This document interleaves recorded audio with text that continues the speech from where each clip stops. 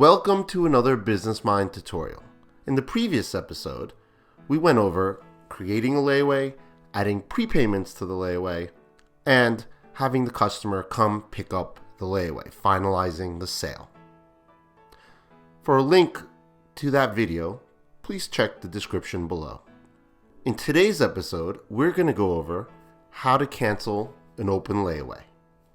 From the BusinessMind home screen, click on Inventory. From the Inventory home screen, you will see an area to view your layaways. Here, you can use a smart set or search for the layaway you want to cancel. Click on the layaway to bring up its details. From the gear icon, click the Restock from this layaway option. This will display the items on the layaway.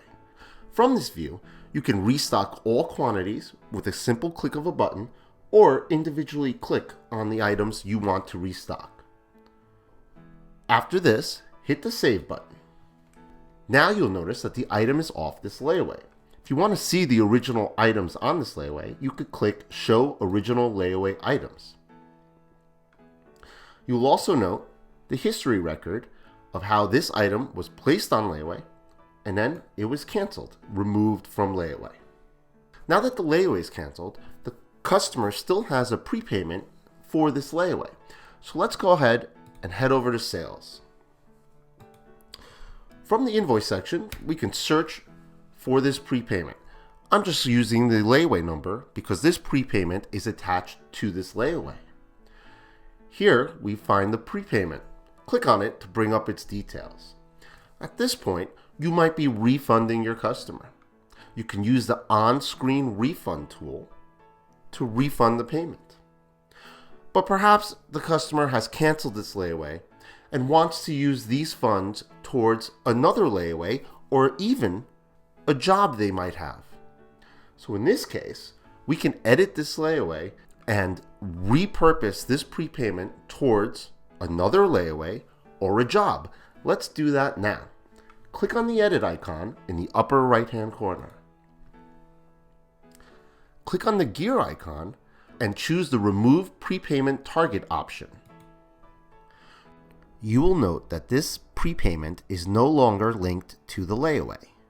Here we can start typing the new job or layaway that we want to link this prepayment to. In this case, we are going to link it to a job. So I've typed in part of the job number and the system has searched and I could select that job. You will note that the description adds the job number, whereas previously it had the layaway number.